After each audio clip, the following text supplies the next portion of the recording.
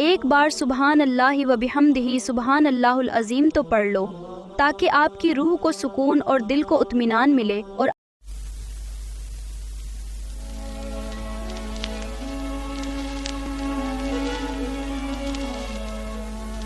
ओनू आख दहन पतंग बीबा जिन्नू शमा ते सड़न दवा लियाउंदा, ओह मुश्किल कुशा कुहा सकदा जिन्नू जंगां विच लड़न दवा लियाउंदा।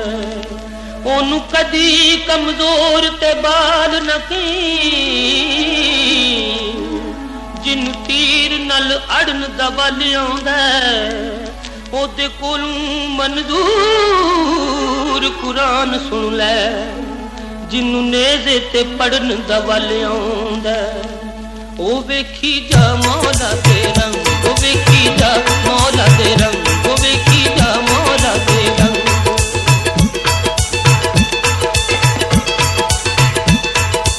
अव्वल सिर्फ खुदा दी करिए जेड़ा खालिक बारी, लो महफूज ते अर्शी फरशी कर दे ताबेदारी। कायनात दे जर्रे जर्रे ते ओदी सरदारी, रोजी सेहत हयाती बख्शे हर दे रखी रंग। वेखी जा मौला दे रंग, वेखी जा मौला दे रंग।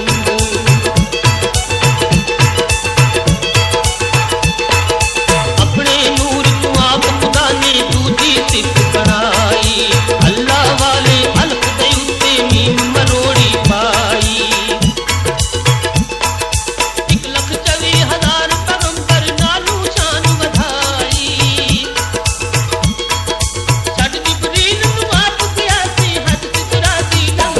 वेखी जा मौला दे रंग, वेखी जा मौला दे रंग।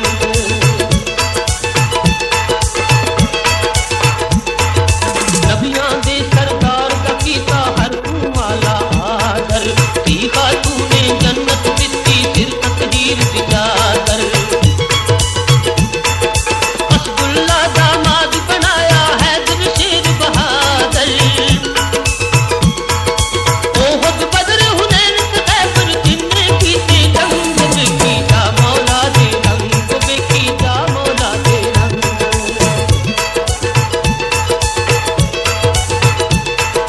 अहमद पाक दे खास निवासे हसन हुसैन ने दोवें, या अली लजपाल सखी दे नूरुल ऐन ने दोवें। फातिमा पाक दे लख्त जिगर ते दिल दा चैन ने दोवें। इन्हां दा पछयारी चलिया कदी न होवे तंग। वेखी जा मौला दे रंग, वेखी जा मौला दे रंग, वेखी जा मौला दे रंग, वेखी जा मौला दे रंग।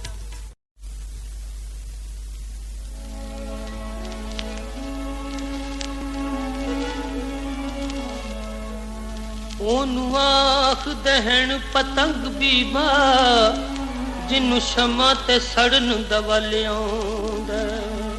ओह मुश्किल कुशा कुहा सकदा जिन्नू जंगां विच लड़न दवा लियाउंदा। ओनू कदी कमजोर ते बाल न की